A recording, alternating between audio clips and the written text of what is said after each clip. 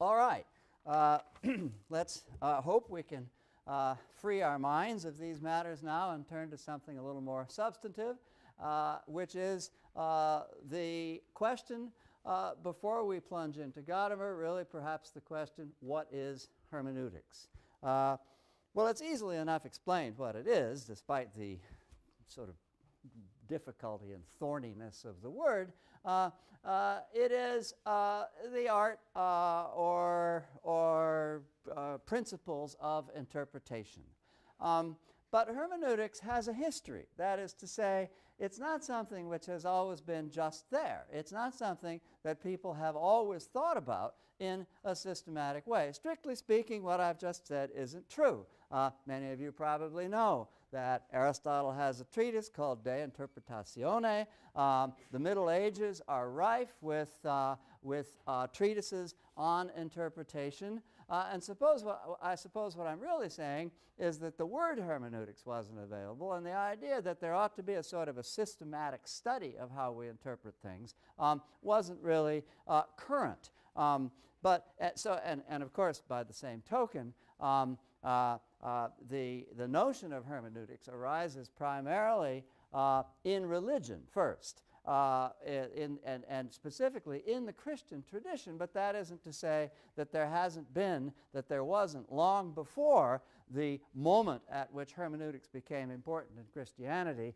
That's not to say that there wasn't centuries worth of Talmudic scholarship, which is essentially also hermeneutic in nature, that is to say, concerned with the art and basis of interpretation. But what gave rise to, in the Western world, to what is called hermeneutics was, in fact, the Protestant Reformation. And there's a lot of significance of that in that, I think, and I'll try to explain why. You don't really puzzle your head about questions of interpretation, how we interpret, validity of interpretation, and so on, until A, meaning becomes terribly important to you, and B, the ascertainment of meaning becomes difficult. And you say to yourself, well, isn't it always the case that meaning is important and that meaning is hard to construe? Well, not necessarily. You know, if you are a person whose sacred scripture is adjudicated by the Pope and the occasional tribunal of church elders, you yourself don't really need to worry very much about what Scripture means. You're told what it means. It goes without saying, therefore, what it means. But in the wake of the Protestant Reformation, when the question of one's relationship with the Bible became personal, and everyone was understood, if only through the local minister, to be engaged with coming to an understanding of what is, after all, pretty difficult. Who on earth knows what the parables mean, and so on, and the whole of the Bible poses interpretive difficulties. Then, of course, you're going to have to start worrying about how to interpret it. And needless to say, since it's a sacred scripture, the meaning of it is important to you. You do want to know what it means. It can't mean just anything. It's crucial to you to know exactly what it means and why what it means is important. And so, as Protestantism took hold, by the same token, the arts and sciences of hermeneutics took hold, and people began to write treatises about interpretation. But it was always interpretation of the Bible. In other words, in this tradition, religion came first. After that, the next thing that happens is you begin to get the rise of constitutional democracies. And as you get that, you begin to become much more interested as a citizen or as a person who has suffrage, or as a person in one way or another has the rights of the state or nation. You begin to become concerned about the nature of the laws you live under. And that's why hermeneutics gradually moved, not deserting religion, but, so I should say, expanded to the study of the law. And the arts and sciences that had been developed in thinking about interpreting Scripture were then applied to the interpretation of something the meaning of which had become almost as important. That is to say, it mattered what the law was and how it was to be interpreted. And you know, of course, that this is absolutely crucial to the study of the law to this day. You know, what are the grounds for understanding the meaning of the Constitution, for example? There are widespread controversies about it, and many of the courses you would take in law school are meant to try to get to the bottom of these thorny questions. Well and good. Once again, you see that hermeneutics enters a field when the meaning of something becomes more important and when that meaning is recognized to be difficult to grasp. Now, as yet, you know, we haven't said anything about literature. And the fact is, there is no no hermeneutic art devoted to literature during the early modern period and for most of the 18th century. Think about, you know, the writers you've studied from the 18th century. It's very interesting that they all just sort of take meaning for granted. If you think about Pope, for example, or even Johnson, as they reflect on literature and why it's important and what the nature of literature is, they aren't concerned about interpretation. They're concerned about evaluation, establishing the principles of what's at stake in writing a poem or in writing some literature in some other form, and raise questions that are largely moral and aesthetic. They're not concerned about interpretation because to them, good writing is precisely writing that's clear, writing that doesn't need to be interpreted, but has as precisely as its virtue, its transparency of meaning. And in fact, during this whole period, playwrights were writing prologues to their plays, abusing each other for being obscure. That is to say, abusing each other for requiring interpretation. I don't understand what your metaphors are all about. You don't know what a metaphor is. All you do is make one verbal mistake after another. Nobody can understand you. This is the nature of the prose and verse prefaces to theatrical pieces in the 18th century. And from that you can see that interpretation is not only not studied, but is considered to be completely extraneous to what's valuable about literature. If you have to interpret it, it isn't any good. But then, as the 18th century wears on, you begin to get the sense, in the first place, you get, with the emergence of Romanticism, you get a kind of, as is well known and I think often overstated, you get a cult of genius.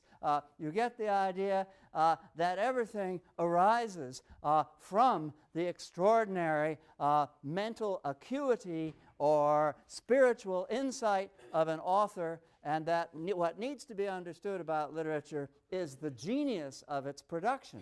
Well and good. But at the same time, if that's the case, and if there's this extraordinary emphasis on the importance of the expression of genius, you can see what's beginning to happen. The literary creator starts to seem a lot more like the divine creator. That is to say, and in a certain sense, could be understood as a placeholder for the divine creator. Remember that secularization in Western culture is increasing during the course of the Enlightenment, that is to say, during the course of the 18th century, and there's a certain way in which Romanticism, and in what's important about Romanticism, can be understood as what Northrop Frye has called a secular scripture.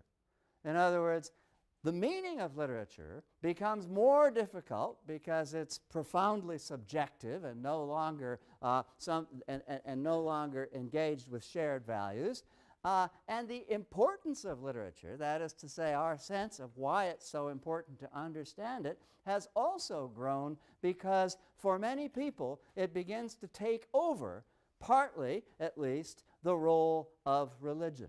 And so with the rise of secular scripture, that is to say, literature imagined as something both terribly important and also difficult to understand, naturally the arts and sciences of hermeneutics begin to enter that field. And in particular, the great theologian of the Romantic period, Friedrich Schleiermacher, devoted his career to principles of hermeneutics that were meant to be applied as much to literature as to the study of Scripture, and established a tradition in which it was understood that literature was a central focus of hermeneutics. So much then for the history of hermeneutics. The work of Dilthey around the turn of the century, of Heidegger in his Being and Time, 1927, of Gadamer, who in many ways can be understood as a disciple and student of Heidegger, and a tradition which persists today, follows from the initial engagements of Schleiermacher during the Romantic period with literature. All right, so what is the basic problematic for hermeneutics in this tradition? It's what we probably all have heard about, and something that I will briefly try to describe, what's called the hermeneutic circle. So what is the hermeneutic circle? It's a relationship between a reader and a text, or in the case of certain kinds of students of hermeneutics, but not Gadamer, I think, of a relationship between a reader and an author. In other words, a relationship which is understood to aim at understanding the intention of an author. The author of the fourth quotation on your sheet for today, E.D. Hirsch, belongs in that tradition, who understands the hermeneutic circle as a relationship between a reader and an author, where the text is a kind of a mediatory document containing the meaning of the author. But for Gadamer and his tradition, it's a little different. It can be understood as the relationship between a reader and a text. And this can be put in a variety of ways. It's often put in terms of the relationship between the part and the whole. I approach a text, and of course, the first thing I read is a phrase or a sentence. There's still a lot more of the text, and so that's a part. But I immediately begin to form an opinion about this part with respect to an imagined or supposed whole. And then, I use this sense I have of what the whole must be like to continue to read successive parts, successive parts, lines, sentences, whatever they may be, and I keep referring those successive parts back to a sense of the whole which changes as a result of knowing more and more and more parts. And so the circularity of this interpretive engagement has to do with moving back and forth between a certain preconception about the whole that I form from studying a part, moving then to the part, back to the whole, back to the part, back to the whole, and so on in a circular pattern. This can also be understood as the relationship between the present and the past, that is to say, my particular historical horizon and some other historical horizon that I'm trying to come to terms with, so that I refer back and forth to what I know about the world before I engage the text, what the text seems to be saying in relation to that which I know, how it might change my sense of what I know, but referring back from what I know continuously to an understanding of the way in which the past text speaks. And finally, of course, because hermeneutics isn't just something that takes place across an historical gulf, it also can take place across a social or cultural gulf, maybe not even very much of a gulf.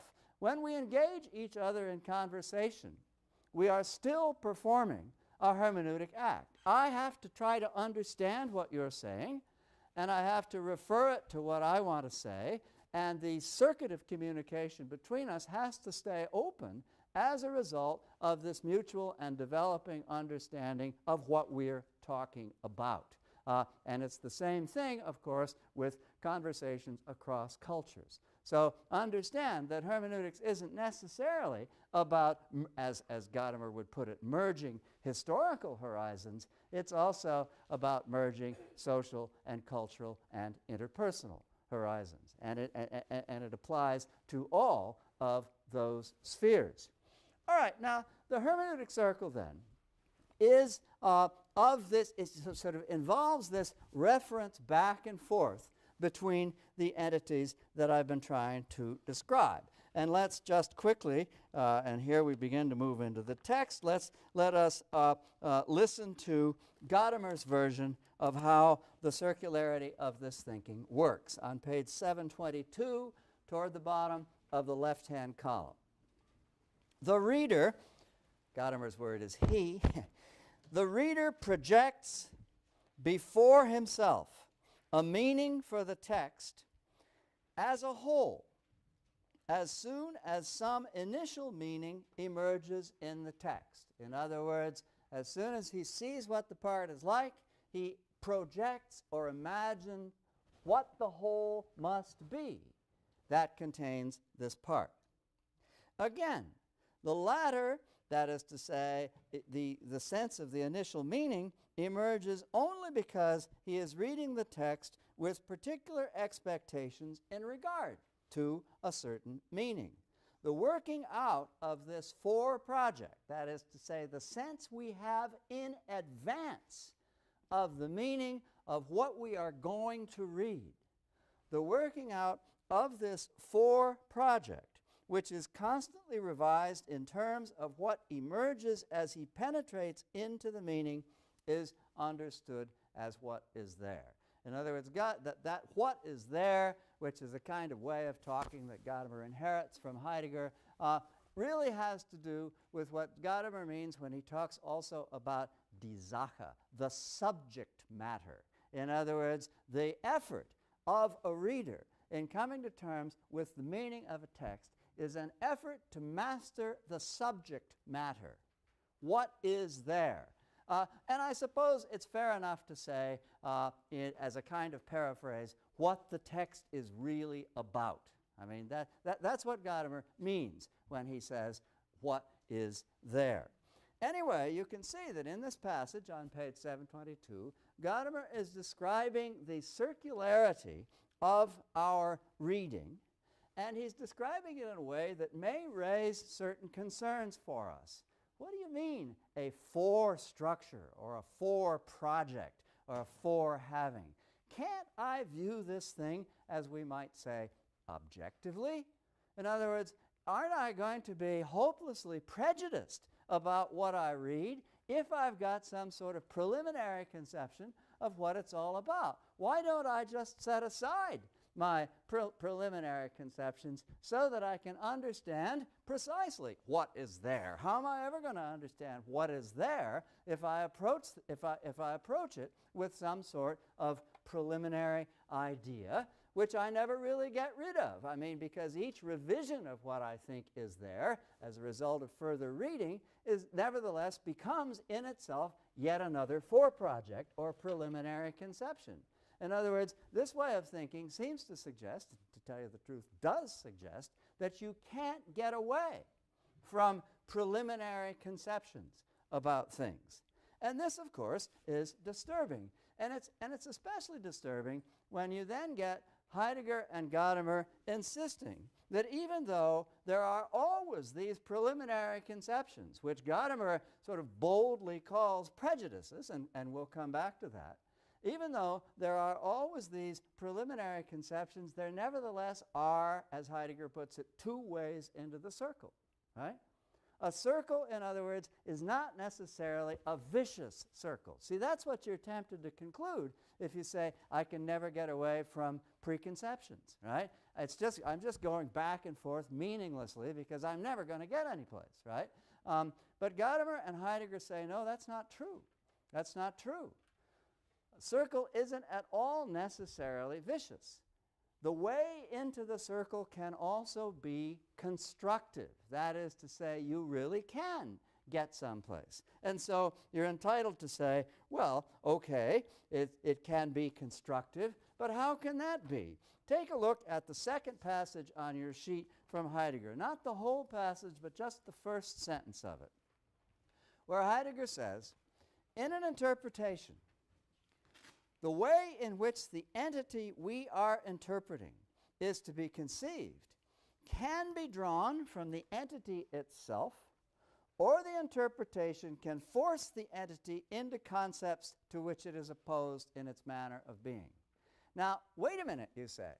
If I'm just dealing in preconceptions here, how can I take anything from the entity itself, right? That's just what seems to be at risk if I can never get beyond my preconceptions. Well, let me give you an example. I was going to do this later in the lecture, but I feel like doing it now. In the 18th century, a poet named Mark Akenside wrote a long poem called The Pleasures of the Imagination. And in this poem, there's the line, "The great creator raised his plastic arm." Now, let's say that we are, of course, we're into polymers. We know what plastic is. We have no concern or hesitation in saying what plastic is. And so we say, oh, gee, well, I guess the great creator has a sort of a prosthetic limb, and he raised it. All right, so that's what the sentence must mean. But then, of course, if we know something about the horizon within which Akenside was writing his poem, we are aware that in the 18th century, the word plastic meant sinuous, powerful, flexible. And in that case, of course, we immediately are able to recognize what Akenside meant. Line makes perfect sense. Great creator raised his sinuous, powerful, flexible arm. And we know where we stand. Now, notice this. In other words, this is an example of good and bad prejudice, right? The good prejudice is our prior awareness that plastic meant something different in the 18th century than it means now. And we bring that prejudice to bear on our interpretation of the line. And that is a constructive way into the circle, according to Heidegger and Gadamer. The bad prejudice is when we leap to the conclusion without thinking for a moment that there might be some other historical horizon, that we know what plastic means.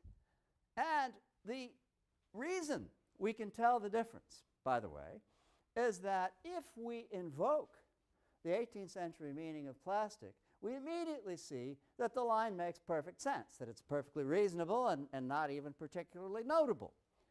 And if we bring our own meaning to bear, that is to say our own sense of what the word plastic means, then of course the meaning of the line must be crazy. I mean, what on earth, why would he be saying this about the great creator?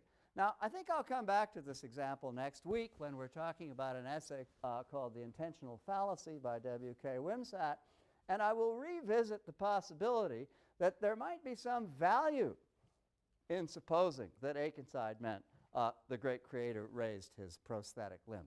But I'll leave that until next week. I think for the moment it should be plain to you that this is a good example or a good way of understanding what the difference between a useful preconception and a useless preconception brought to bear on an interpretive act might consist in.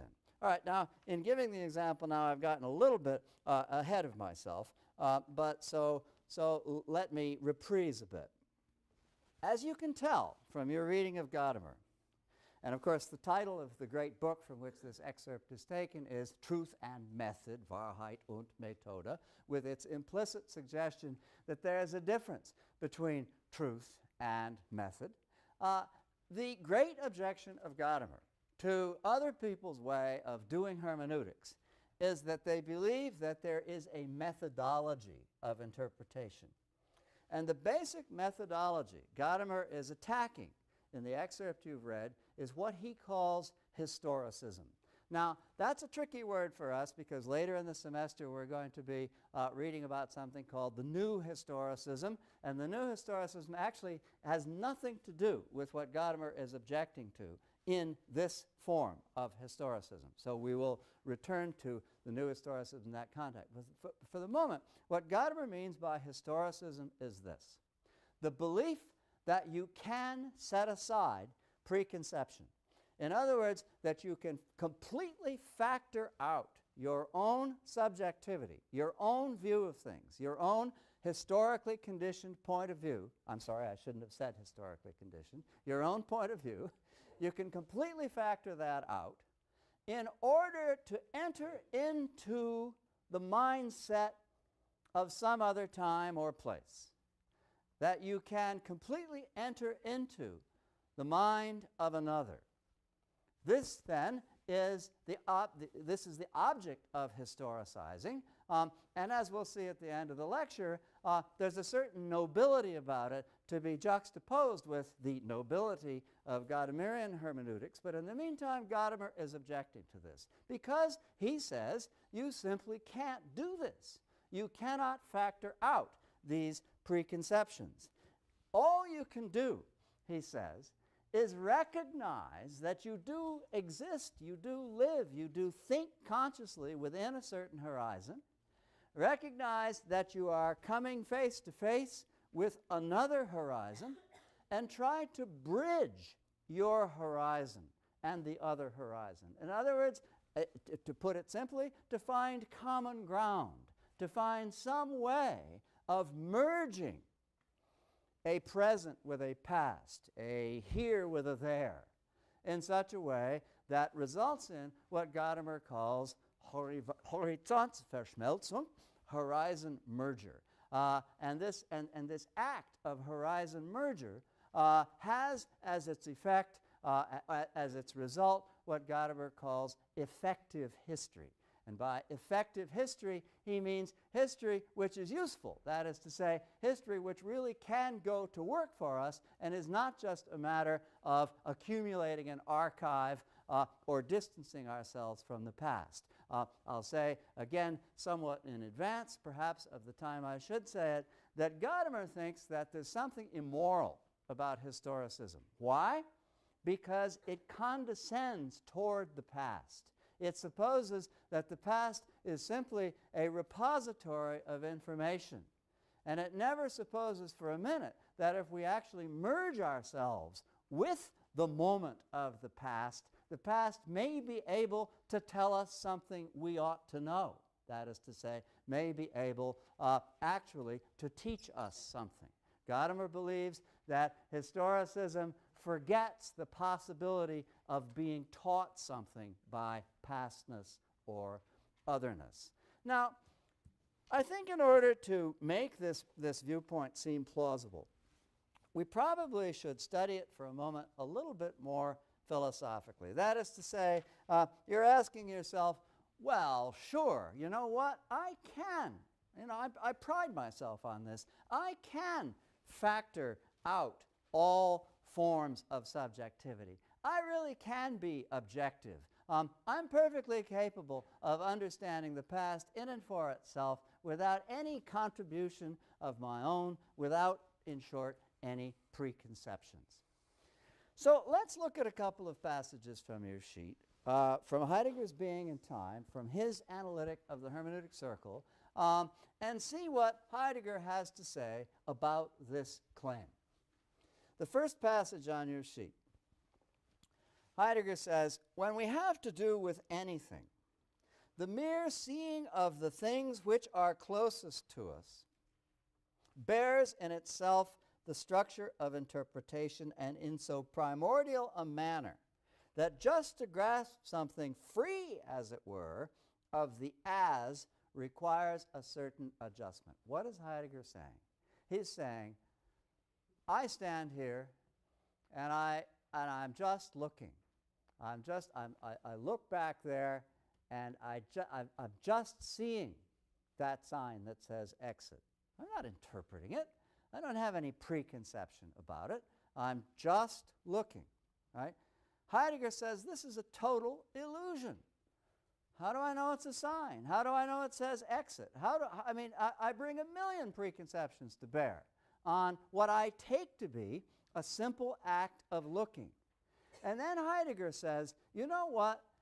It's not at all uninteresting to imagine the possibility of just seeing something without seeing it as something. It would be kind of exhilarating, wouldn't it, to be able just to have something before us, right? But he says, you know what? That is well nigh impossible. It is, in fact, a very, very difficult and derivative act of the mind to try to forget that I'm looking at a sign that says exit, and in fact, just to be looking at what is there without knowing. In other words, I don't not know first that that's a sign that says exit. The very first thing I know is that it's a sign that says exit. There's no prior act of consciousness. It's the very first thing that I know. It's an interesting thought experiment to try not to know that that's a sign that says exit. And as Heidegger points out in this passage, that's a thought experiment which, if it can be done at all, derives from that prior knowledge. I always know something first as something. If I can just have it there before me, that is a very difficult and derivative intellectual act. And it cannot be understood as primordial or primitive. You know, I am always already in possession of an interpretation of whatever object I look at, which isn't at all to say that my interpretation is correct. It's only to say that I can't escape the fact that the very first movement of mind, not the last movement, but the first movement of mind, is interpretive. Right? We always see something as something, and that is precisely the act of interpretation. We can never just have it there before us, or, as I say, if we can, it's a very, very difficult act. Continue the passage. This grasping, which is free of the as, is a privation of the kind of seeing, and you see how attracted Heidegger is to it, because he shifts his rhetoric, is a privation of the kind of seeing in which one merely understands. In other words, it would be an extraordinary thing not to understand, Heidegger is saying. We can't help understanding. We always already understand, which has nothing to do, again, with whether or not we're right or wrong. We always already just necessarily do understand. It's a kind of imprisonment understanding. And when Heidegger says, wouldn't it be great not to have to merely understand, right? He's saying, wouldn't it be great just to have it there before us? But he's also insisting that this is an incredibly difficult, if not impossible, moment of thought. All right, so that's why, and this is perhaps the central passage, and I don't want to pause over it, but you can look at passage number 3 on your sheet, which says roughly again what Heidegger is saying in the first passage. That's why we must work always as interpreters with preconceptions, with foreunderstandings. Now, what about this word prejudice? It is a sort of a problematic word. Gadamer is a bit apologetic about it, and he goes into the appropriate etymologies. You know, the French préjugé, the German Vorurteil, all mean prejudgment, a prior judgment, and they actually can be used in a court of law as a stage toward arriving at a verdict. They needn't be accompanied by popular prejudice against prejudice. As Gadamer says, this is the characteristic idea of the Enlightenment. It's prejudice against prejudice, that we can be objective, that we can free ourselves of prejudice. Okay, fine. But, you know, prejudice is bad. You know, we have a right to, I mean, we know prejudice is bad. We know what prejudice has wrought historically and socially. So how can we try to vindicate it in this way? It's extremely problematic. What Gadamer does in his essay is actually an act of intellectual conservatism. It has to be admitted. That whole section of the essay in which he talks about classicism, and you may have said to yourself as you were reading it, well, gee, isn't this sort of digressive? What's he so interested in classicism for? the whole section of the essay in which he's talking about classicism, and which he later calls tradition, is meant to suggest that we really can't merge horizons effectively unless we have a very broad and extensive common ground with what we're reading. And the great thing about classicism for Gadamer, or what he calls tradition, is that it's something we can share. The classical, Gadamer argues, is that which doesn't just speak to its own historical moment, but speaks for all time. Speaks to all of us in different ways, but does speak to us. That is to say, does proffer its claim to speak true. The classical can do that. Okay, great, we say to Gadamer. That's and certainly you're entitled to an intellectually conservative canon. Maybe other principles of hermeneutics will place much more stress on innovation or novelty or difference. But, you know, you're not sure people can understand unless they share a great deal of common ground. All well and good.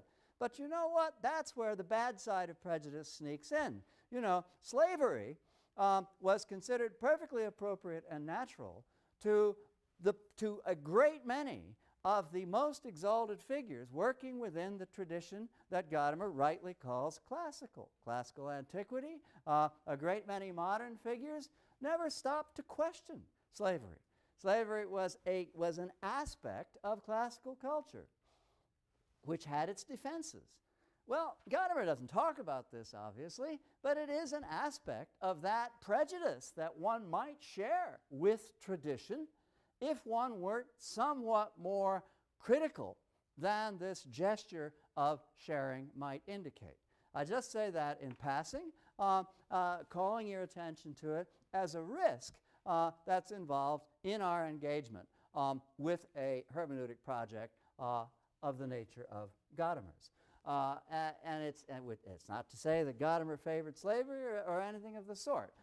It is, however, to say that prejudice, while plainly we can understand it simply to mean preconception which is inescapable, and understand that philosophically, nevertheless can still be bad, and we have to understand the way in which it's something that, if we're going to accept this point of view, we need to live with. All right, now, so it is troublesome. It is troublesome, and it's troublesome also perhaps in a variety of other ways that I won't go into. I think that what I'd like to do in the time remaining is to call your attention to two passages. One in Gadamer's text, which I'm about to read, and the other, the fourth passage on your sheet by someone called E.D. Hirsch, whom you may actually know as the author of a dictionary of what every school child should know, and as a sort of a champion of the intellectual right during the whole period when literary theory flourished, but a person who also is seriously invested in hermeneutics and conducted a lifelong feud with Gadamer about the principles of hermeneutics. And the two passages that I'm about to read juxtapose the viewpoints that I've been trying to evoke in describing Gadamer's position. The dignity and nobility of Gadamer is that it involves being interested in in something true. That is to say, in hoping that there is an intimate relationship between meaning, arriving at meaning, and arriving at something that speaks to us as true. Hirsch, on the other hand, is invoking a completely different kind of dignity. And what I want you to realize as we juxtapose these two passages is that it is impossible to reconcile them. And it poses for us a choice which, as people interested in interpretation, needs ultimately to be made and suggests perhaps differing forms of commitment. Now, the first passage is in Gadamer's text on page 735, very bottom of the page, and then I'll be going over to page 736. Gadamer says, and here again he's attacking historicism, the text that is understood historically is forced to abandon its claim that it is uttering something true. We think we understand when we see the past from a historical standpoint, i.e., place ourselves in the historical situation and seek to reconstruct the historical horizon. I've been attempting to summarize this position, and so I trust that I trust that it's easily intelligible as I read it to you now. In fact, however, we have given up the claim to find in the past any truth valid and intelligible for ourselves. And by the way, this would also apply to cultural conversation. You know, I mean, if I'm proud of knowing that in another culture, if I belch after dinner, it's a compliment to the cook, right? And if I'm proud of knowing that without, you know, without drawing any conclusions from it, that's sort of the equivalent of historicism. It's just a factoid for me. In other words, it's not, you know, it's not an effort to come to terms with anything. It's not an effort to engage in dialogue. It's just historicizing otherness in a way that somehow or another satisfies my quest for information. So it's not just a question of the past, as I say, and as I've said before. It's a question of cultural conversation as well. Thus, this acknowledgement of the otherness of the other, which makes him the object of objective knowledge, involves the fundamental suspension of his claim to truth. Devastating. I think a brilliant argument, and I think ought to remind us of what's at stake when we invoke the notion of objectivity. Implicit, according to Gadamer, in the notion of objectivity is an abandonment of the possibility of learning from the object, of learning from otherness. It only becomes a question of knowing the object, of knowing it in and for itself, in its own terms, and not at all necessarily of learning from it, of being spoken to by it. All right, but now listen to Hirsch, all right? This is, you know, I mean, this is really a hard choice to make. What Hirsch says, invoking Kant, rightly invoking Kant, he says, Kant held it to be a foundation of moral action that men should be conceived as ends in themselves, not as instruments of other men. In other words, you are an end and not a means to me unless, in fact, I'm exploiting you and instrumentalizing you, right? That's Kant's position, and that's what Hirsch is leaping to defend. You know, this idea, you know, that I don't really care, or that I don't really think I can come to terms with the actual sort of, with the actual meaning of an entity as that entity, is instrumentalizing the entity. In other words, it's approaching it for me. This turns the whole idea of being open to the possibility that the other is speaking true. Excuse me, it turns that on its ear and says, oh, no, you're just appropriating the other for yourself, right? You're instrumentalizing the other. You're not taking it seriously as itself. That's Hirsch's response, and he continues. This imperative is transferable to the words of men because speech is an extension and expression of men in the social domain, and also because when we fail to conjoin a man's intention to his words, we lose the soul of speech, which is to convey meaning and to understand what is intended to be conveyed. Notice that although the nobility of this, alongside the nobility of Gadamer, is obvious and painful, and really does seem to bring us to a crossroads, you know, where we really want to be Yogi Berra, right, and go in both directions. You know, even though this is the case, notice one thing. Hirsch is not saying anything about truth, right? He's talking about meaning. That's good, and he's making the notion of arriving at a correct meaning as honorific as he possibly can. But it is significant that he's not talking about truth. It's Gadamer who's talking about truth. For Hirsch, the important thing is the meaning. For Gadamer, the important thing is that the meaning be true, right? And that's where the distinction essentially lies. Gadamer is willing to sacrifice, because of his belief in the inescapability of preconception. He's willing to sacrifice historical or cultural exactitude of meaning. He's willing to acknowledge that there's always something of me in my interpretation. But it's a good something, because after all, I am mindful of the horizon of otherness. I'm not just saying plastic means polymer, right? But nevertheless, there's something of me in the interpretation. Hirsch is saying there's nothing of me in the interpretation. Therefore, I am able to arrive accurately and objectively at the meaning of the other. And I honor the other by arriving with such accuracy at the meaning. But notice that truth is bracketed out. I mean, it doesn't seem to be a question for Hirsch of whether the other speaks true. This is unfair to Hirsch, by the way, because it actually is. All you need to do is read him, and you will recognize that it does matter to Hirsch whether the other speaks true, but it's not implicit in the philosophical position he's taking up here. It's something that the philosophical position sacrifices. Okay, so that's the basic distinction, and as I say, as far as I can see, it's irreconcilable. So it leaves us with a choice that really does have to be made, and it's a choice which looms over a course in literary theory and coming to understand the tradition of literary theory. Some will take one side, others will take another, and we'll find ourselves siding or not siding with them, at least in part, for reasons that arise out of the distinction between these two positions that I've been making today. Okay, so we may or may not have the lecture on either, but on Tuesday we'll be getting into the varieties of formalism, and first we'll take up the American New Criticism. Right, thanks.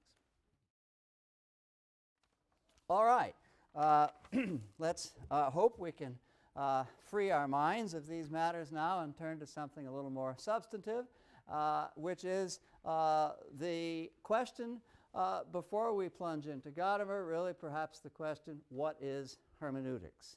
Well, it's easily enough explained what it is, despite the sort of difficulty and thorniness of the word. It is the art or principles of interpretation. But hermeneutics has a history. That is to say, it's not something which has always been just there. It's not something that people have always thought about in a systematic way. Strictly speaking, what I've just said isn't true. Many of you probably know that Aristotle has a treatise called De Interpretatione. The Middle Ages are rife with treatises on interpretation. And I suppose what I'm really saying is that the word hermeneutics wasn't available, and the idea that there ought to be a sort of a systematic study of how we interpret things wasn't really current. But of course, by the same token, the notion of hermeneutics arises primarily in religion first. And specifically in the Christian tradition, but that isn't to say that there wasn't long before the moment at which hermeneutics became important in Christianity. That's not to say that there wasn't centuries worth of Talmudic scholarship, which is essentially also hermeneutic in nature, that is to say, concerned with the art and basis of interpretation. But what gave rise to, in the Western world, to what is called hermeneutics was, in fact, the Protestant Reformation.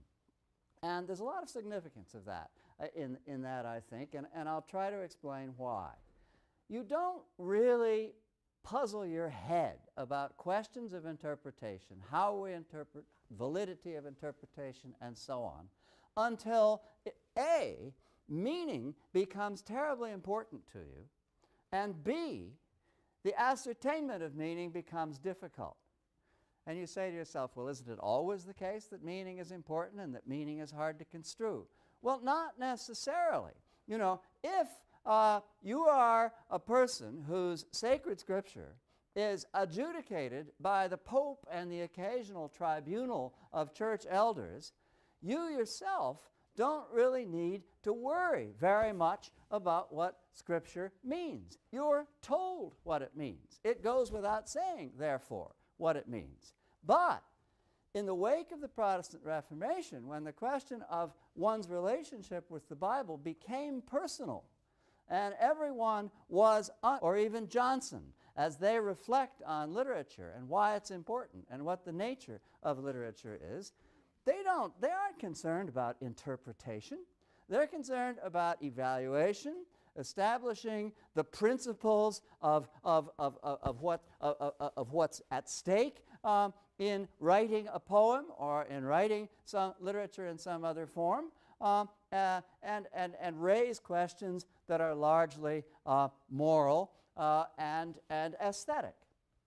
They're not concerned about interpretation because to them, good writing is precisely writing that's clear, writing that doesn't need to be interpreted, but has as precisely as its virtue, its transparency of meaning.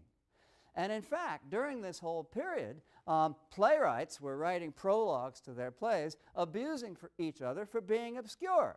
That is to say, abusing each other for requiring interpretation.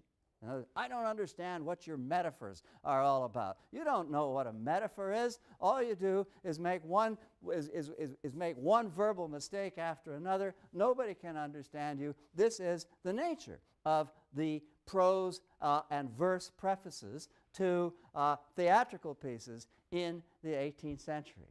And from that you can see that interpretation is not only not studied, but is considered to be completely extraneous to what's valuable about was understood, if only through the local minister, to be engaged with coming to an understanding of what is, after all, pretty difficult. Who on earth knows what the parables mean, and so on, and the whole of the Bible poses interpretive difficulties.